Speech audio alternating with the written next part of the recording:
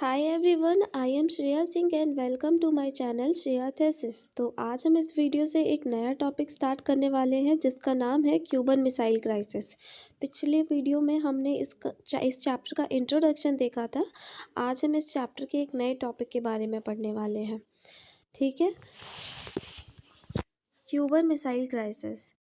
देखो, ये जो सेकंड वाला पिक्चर नज़र आ रहा है आपको देश तो पता चल रहा होगा कि ये जो है वो यूएसए है, और जो दूसरा यहाँ पर देश है ये छोटा सा ये क्यूबा है। और यहाँ पर एक मिसाइल क्राइसिस हुआ था और आज उसी मिसाइल क्राइसिस के बारे में हम लोगों को पढ़ना है। ठीक है, तो first of all I want to say that this is the best example that what came to be known as the cold war. Okay, तो ये क्यूबा जो है ना, यहाँ पे एक देश क्यूबा दिख रहा है। अब स्टोरी पहले जान लो, उसके बाद हम लोग बुक के टेक्स्ट पर आएंगे। ये यहाँ पर जो देश दिख रहा है ना यूएसए के पास में, ऐसे छोटा सा क्यूबा। तो यहाँ पे क्या हुआ था ना, हम पिछले वीडियो में जैसा कि हमने पढ़ाया था कि जो 2 ब्लॉक्स बन गए थे। पहला ब्लॉक जो था, मतलब एक ब्लॉक जो था वो था यूएसए का, दूसरा ब्लॉक जो बना हुआ था वो था यूएसएसआर का। तो जो क्यूबा था ना वो किसके ग्रुप में गया था पता है? वो गया था सोवियत यूनियन के ग्रुप में। अब सोच तो ऐसे रहे होंगे सब कि यूएसए के पास इसका लोकेशन है तो इसको तो ऐसे यूएसए के साथ होना चाहिए था, पर ऐसा क्यों नहीं था? क्योंकि यूएसए में ना एक डिक्टेटर रूल किया करता था पहले। ठीक है, उस डिक्टेटर का नाम था बटीस्टा। ओके, 1959 से पहले क्यूबा पे एक डिक्टेटर रूल किया करता था जिसका नाम था बटीस्टा। और जो कि डिक्टेटर यहाँ पे क्यूबा में बना था अमेरिका की हेल्प से। ठीक है, और क्यूबा के लोगों ने इसे क्यों हटाया? क्योंकि ये अच्छा डिक्टेटर नहीं था, ये बहुत बैड डिक्टेटर था। ठीक है, तो फिडेल कास्ट्रो ने कुछ लोगों के साथ मिलकर बटीस्टा को ओवरथ्रो किया और कम्युनिस्ट रूल स्टैब्लिश किया। ठीक है, तो हुआ ये ना कि क्यूबा में तो अब कम्युनिस्ट रूल आ गया तो यूएसए को तो बुरा लगेगा। यहाँ पे जो पहले रूल किया करता था वो रूलर बनाया गया था, वो वहाँ का लीडर बनाया गया था यूएसए के हेल्प से। तो यूएसए को ये चीज़ अच्छी नहीं लगी, तो डर बना हुआ था ना सोवियत यूनियन को डर लगा हुआ था कि कहीं जो यहाँ पे कम्युनिस्ट रूल है उसको जो यूएसए है वो वापस से ओवरथ्रो ना कर दे। ठीक है, तो यूएसएसआर जो थे, मतलब जो सोवियत यूनियन था, उसने क्या किया कि क्यूबा को ना एक रशियन बेस बना लिया। वहाँ पे अपने न्यूक्लियर मिसाइल्स वगैरह रखवा दिए, है ना। उसको एक रशियन बेस बना दिया ताकि अगर मान लो यहाँ से अगर यूएसए पे हमला किया जाए ना, तो डबल नंबर ऑफ सिटीज़ जो है ना अमेरिकन मेनलैंड के, वो मतलब उस पर हमला हो सकता था, वो उसको हार्म कर सकता था। ठीक है, तो हुआ ये कि यूएसए ने क्या किया। अब देखो, अब यूएसए तो ऐसे हाथ पे हाथ रख के बैठा नहीं रह सकता है। जब यूएसएसआर का ये रिएक्शन था तो यूएसए ने भी क्या किया कि अपने वॉरशिप्स जो थे ना वो क्यूबा के चारों तरफ लगा दिया। ठीक है, और एक वार्निंग दिया यूएसएसआर को कि वो अपने इस मिसाइल्स को हटा ले, मतलब यहाँ से जो रशियन बेस बनाया है ना क्यूबा को, वो हटा ली यहाँ से। ठीक है, क्योंकि डर था कि नहीं अगर हमला हो जाएगा तो फिर बहुत से सिटीज़ ऐसे हैं ना जिस पे बहुत ज़्यादा खतरा हो सकता है, मतलब बहुत बहुत ज़्यादा डिस्ट्रक्शन हो सकता है इससे, है ना। अब देखो, रशिया का लोकेशन देखो, आप मैप लेके बैठना, वर्ल्ड मैप, आप उसमें रशिया का लोकेशन देखना, वो यूएसए से कितना ज़्यादा दूर है। ठीक है, अगर वो वहाँ से हमला करता है तो वैसा कुछ खास नुकसान नहीं पहुँचा पाएगा वो यूएसए को। बट अगर वो उसने अपना रशियन बेस बना लिया है क्यूबा में, तो यहाँ से हमला करना उसके लिए मुश्किल नहीं है, और यहाँ से इनफैक्ट बहुत ज़्यादा डिस्ट्रक्शन भी कर सकता है वो। ठीक है, फिर क्या किया, जो लीडर थे ना सोवियत यूनियन के लीडर थे, निकिता क्रुश्चेव नाम था, उन्होंने यहाँ पे जो क्यूबा है वहाँ पे रशियन बेस बना लिया था। ठीक है, फिर क्या हुआ था कि ये बात जो थी ना, जो क्यूबा को रशियन बेस बना लिया गया है, ये बात ना यूएसए को पता है कब पता चला? 3 वीक्स के बाद पता चला था। ठीक है, जब यहाँ पे न्यूक्लियर बॉम्ब्स रख दिए गए थे, न्यूक्लियर वेपन्स रख दिए गए थे ना, रशियन बेस बना लिया गया था, तो इसके 3 वीक बाद जो है ना सोवियत यूनियन को ये बात पता चली थी। ठीक है, तो मैंने क्या बताया कि यूएसए बैठा नहीं रह सकता था, उसका क्या रिएक्शन था कि उसने वॉरशिप्स लगा दिए थे चारों तरफ से, है ना, और उसको ऐसा फोर्स किया कि नहीं आप हटाओ यहाँ से मिसाइल। ओके, तो ऐसा हुआ भी था, हटा लिया गया था। ठीक है, पर ये जो सब चीज़ हो रहा था ना, इससे जो ये पूरा वर्ल्ड था ना वो बहुत डरा हुआ था, बहुत डरा हुआ था, क्योंकि ये पूरा वर्ल्ड ना एक और वॉर अफोर्ड नहीं कर सकता था। जैसा कि आप सब जानते होंगे कि हिरोशिमा और नागासाकी पे बम गिराया गया था, वो कितना ज़्यादा डिस्ट्रक्टिव था, जिसका असर हमें आज तक देखने को मिलता है। और उस टाइम तक तो लगभग उन्होंने 6 किलो टन का ही जो बॉम्ब है वो गिराया था, नाम था फैट बॉय, और फैट बॉय था शायद, यही नाम था इसका, ऐसे करके कुछ नाम था, मेरे को ध्यान में नहीं है अभी, पर आप एक बार देख लेना। ठीक है, तो हिरोशिमा और नागासाकी पे बॉम्ब गिराया गया था ना, वो सिर्फ 5 किलो टन का था, 5 से 6 किलो टन का था। पर अभी जो बॉम्ब बना लिया गया है ना वो 5,000 किलो टन, मतलब उससे भी बहुत ज़्यादा डिस्ट्रक्टिव हो सकता है। ठीक है, इनफैक्ट आप खुद सोचो कि उस टाइम बस 5 किलो टन का जो था इतना ज़्यादा डिस्ट्रक्शन किया, तो अगर वो अभी जो न्यूक्लियर मिसाइल्स बन चुके हैं, इनफैक्ट जो 1950 तक, ठीक है, 60 तक बहुत बहुत पावरफुल न्यूक्लियर मिसाइल्स बना लिए गए थे, तो वो तो और भी ज़्यादा डिस्ट्रक्शन ला सकता था, है ना। तो पूरे वर्ल्ड को ये बात पता थी कि अगर ऐसा कुछ होता है तो इसका इम्पैक्ट पूरे वर्ल्ड में देखने को मिलेगा, है ना। तो पूरा जो वर्ल्ड था ना वो घर पे बैठा हुआ था। ठीक है, लेकिन फिर भी वो अपने घर में बैठे बैठे डर रहा है कि नहीं कुछ भी हो सकता है ना। कितना ज़्यादा डिस्ट्रक्शन हुआ था ना, तो पूरे वर्ल्ड में उसका इम्पैक्ट दिखता है। ठीक है, अभी तक तो बहुत से इतने इतने मिसाइल्स बना लिए गए, बाद में फिर ट्रीटीज़ वगैरह साइन हुई थी, क्योंकि अगर मान लो गलती से भी उस मिसाइल्स को कोई टच गलती से उस पर क्लिक कर देगा या फिर कुछ भी वो लॉन्च हो जाएगा तो पता नहीं क्या हो सकता है। ठीक है, इसीलिए उसमें ट्रीटीज़ साइन करके उसको थोड़ा डिस्ट्रक्ट कर दिया गया, ख़त्म किया गया है उसको। ट्रीटीज़ हुई थी, वो ट्रीटीज़ हम लोग इस चैप्टर के एंड में पढ़ेंगे। ठीक है, तो पूरा वर्ल्ड जो है ना वो इस बात से एकदम डरा हुआ था। ठीक है, तो बस यही है कि इसमें यही है, एक हाई पॉइंट है ये कि क्या था कोल्ड वॉर। इतने से तो आपको समझ में आ रहा होगा ना कि कोल्ड वॉर जो था वो ऐसा कोई बड़े लेवल पे लड़ाई नहीं हुई थी, कोई बड़े लेवल पे वॉर नहीं हुआ था, बट जो टेंशन बन गया था, जो कन्फ्लिक्ट चल रहा था ना, उसी को यहाँ पे कोल्ड वॉर कहा जा रहा है। ठीक है, तो चलिए एक बार हम लोग टेक्स्ट को भी पढ़ लेते हैं कि बुक में क्या लिखा है।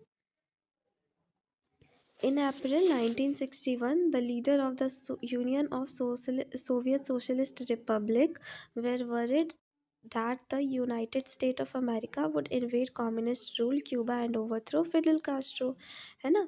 जो बतीस्टा था, बतीस्टा को क्या किया था, फिडेल कास्ट्रो ने कुछ लोगों के साथ मिलकर उसको ओवरथ्रो किया था और वहाँ पे कम्युनिस्ट रूल ले आए थे। ठीक है, the president of the small island nation off the coast of the United States, Cuba was an ally of the Soviet Union and received both diplomatic and financial aid from it. ठीक है, Cuba एक छोटा सा देश था, किसका किसका दोस्त था वो, सोवियत यूनियन का दोस्त था। ठीक है, तो उसको जो रशिया है, जो सोवियत यूनियन है, उससे डिप्लोमेटिक और फाइनेंशियल दोनों एड उसको प्रोवाइड होता था। ठीक है, अब आप कंफ्यूज मत होना रशिया सोवियत यूनियन में। रशिया इसलिए बोल रहे क्योंकि जो रशिया था ना उसमें एक मेजर कंट्री था। आप ऐसा नहीं बोल सकते कि उसमें सिर्फ रशिया ही था, एक यूनियन था वो। ठीक है, नाम से ही पता चल रहा होगा, union of Soviet socialist Republic. ठीक है, यूएसएसआर, उसमें बहुत से देश आते हैं, सिर्फ एक देश रशिया नहीं है, बट रशिया उसमें एक डोमिनेंट था, सबसे बड़ा देश था, इसीलिए नॉर्मली हम लोग उसको रशिया कह देते हैं। ठीक है, पर आप लोग कंफ्यूज मत होइएगा। Okay, Nikita Khrushchev, the leader of the Soviet Union, decided to convert Cuba into a Russian base. मैंने आपको बताया कि क्या हुआ था, जो निकिता क्रुश्चेव थे उस टाइम सोवियत यूनियन के लीडर थे, उन्होंने क्या किया, क्यूबा को रशियन बेस बना लिया। ठीक है, इन 1962 ही placed nuclear missiles in Cuba. The installation of these weapons put the US for the first time under the fire from the close range and nearly double the number of bases or cities in the American mainland which could be threatened by the USSR। ठीक है, जब वो weapons वगैरह US के पास मतलब Cuba में रख दिया गया था, तो यूएस डर गया था उस बात से, है ना, और बहुत ज़्यादा डिस्ट्रक्शन हो सकता था, है ना। देखिए यहाँ पे लिखा हुआ है कि double the number of bases और cities in the American mainland which can be threatened by the USSR, है ना, यूएसएसआर के द्वारा नुकसान पहुंचाया जा सकता था। 3 weeks after the Soviet Union had placed the nuclear weapon in Cuba, the Americans become aware of it. ठीक है, जब 3 वीक्स हो गए, है ना, जब 3 वीक्स हो गए वहाँ पे मिसाइल्स न्यूक्लियर वेपन्स रखे हुए, तब अमेरिका को पता चलता है इस बारे में। तो अमेरिका का क्या रिएक्शन रहता है, जो यूएसए है उसका क्या रिएक्शन रहता है इसके प्रति। तो the US president John F Kennedy and his adviser were reluctant to do anything that might lead to full scale nuclear war between the two countries. ठीक है, but they were determined to get Khrushchev to remove the missiles and nuclear weapons from Cuba.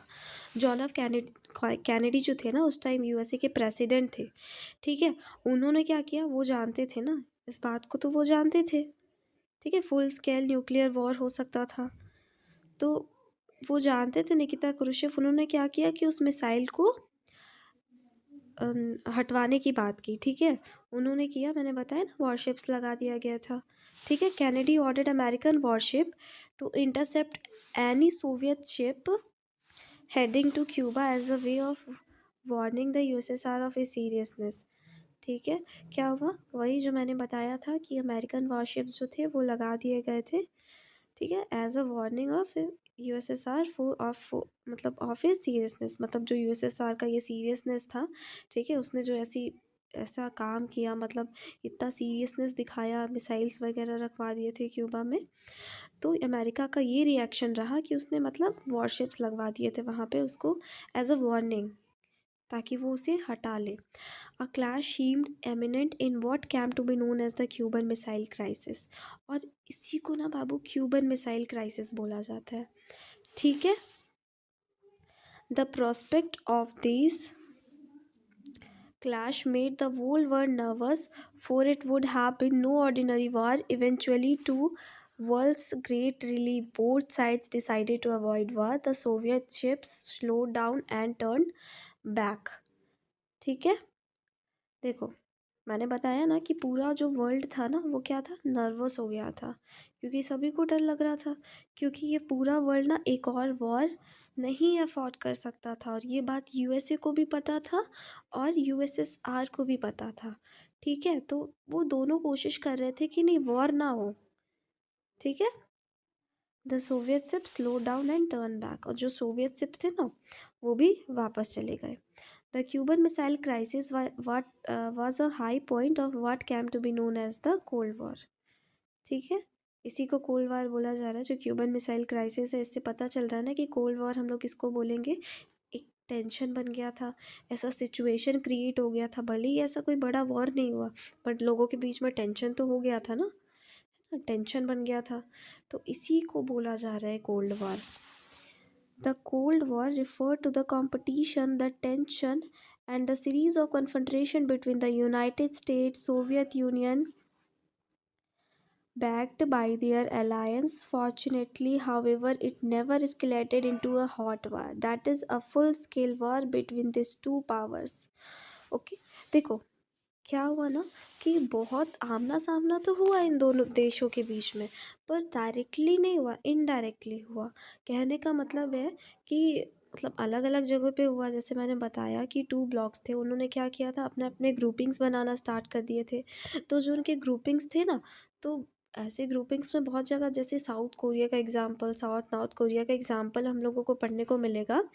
उसमें क्या होता है ना कि मतलब ideology conflict जो मैंने बताया यहाँ पे मेन जो है ना, वो सिर्फ इस बात का नहीं है, सिर्फ पावर को लेकर या फिर सिर्फ वॉर को लेकर नहीं है। यहाँ पे बात है कि हमारी आइडियोलॉजी भी सबसे बेस्ट है, मतलब आइडियोलॉजी को लेकर भी यहाँ पे कन्फ्लिक्ट है, ठीक है। तो जो देश जो थे, जो कम्युनिस्ट को फॉलो करते थे, तो यूएसएसआर के साथ थे, जो लोग लिबरल डेमोक्रेसी को फॉलो करते थे या फिर कैपिटलिज्म को फॉलो करते थे, वो यूएसए के साइड थे, ठीक है। तो जो देश थे ना उनके बीच में भी आमना सामना हुआ था इन चीज़ों को लेकर। ठीक है, डायरेक्टली तो दोनों के बीच में लड़ाई नहीं हुई है, बट ये दोनों आमने सामने आए हैं। ठीक है, छोटी मोटी लड़ाइयाँ होती रही है।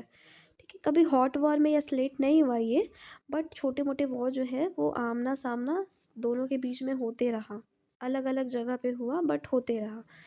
There were wars in various regions. ठीक है, जैसा कि मैंने बताया बहुत से वॉर अलग अलग रीजन्स में हुए with the two powers and their allies involve. जो उनके एलाइज थे ना, एलाइज किसको बोला जा रहा है यहाँ पे, जो ग्रुप्स थे ना उन्हीं को बोला जा रहा है उनके एलाइज। ठीक है, जो उनके एलाइज बने थे उन लोगों के बीच में कन्फ्रंट्रेशन हुआ, आमना सामना हुआ उन लोगों के बीच में, पर वैसा कुछ बड़ा वॉर नहीं हुआ। इन supporting regional allies but at least the world avoided another global war. मतलब कि आमना सामना तो हुआ, छोटी मोटी लड़ाइयाँ हुई, पर ऐसे वर्ल्ड बड़े लेवल पे ऐसी कोई ग्लोबल वॉर नहीं हुआ, मतलब कोई ऐसा बड़ा वॉर नहीं हुआ। ठीक है, the cold war was not simply a matter of power, rivalries of military alliance and balance of power. These are accompanied by a real ideological conflict as well, a difference over the best and the most appropriate way of organizing political, economic and social life all over the world। जैसा कि मैंने आपको बताया कि ये जो rivalries थी दोनों के बीच में, जो कन्फ्लिक्ट बना हुआ था, वो सिर्फ मिलिट्री अलायंस को लेकर या फिर बैलेंस ऑफ पावर को लेकर नहीं था, बल्कि एक आइडियोलॉजी को भी लेकर था।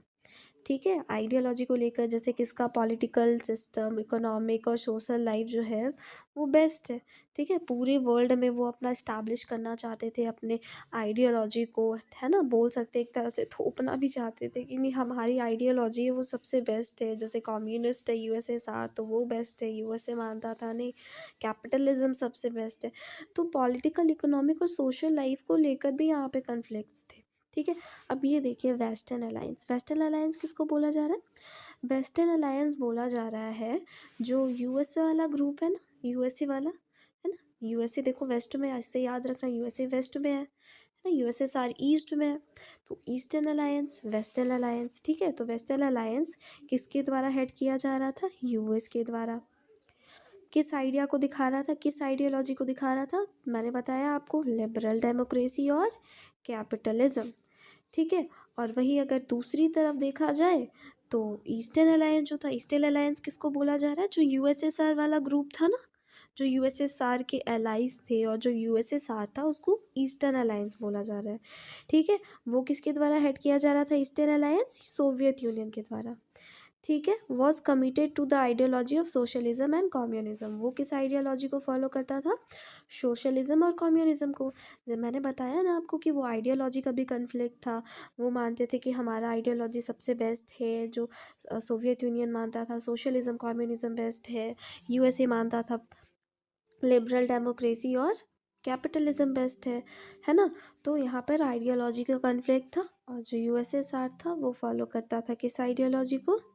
मैंने बताया ना अभी आपको, सोशलिज्म और कम्युनिज्म को। ठीक है, अब चलिए आज का टॉपिक हमारा एंड होता है। नेक्स्ट टॉपिक में हम लोग पढ़ेंगे what is the cold war. ठीक है, आज के लिए इतना ही। बाकी का नेक्स्ट जो है हमारा what is the cold war, ये हम लोग नेक्स्ट वीडियो में पूरा करेंगे। तब तक के लिए bye and thank you. Support me, please like and subscribe me, that gives me motivation to make more videos. Okay, तब तक के लिए बाय, राधे राधे।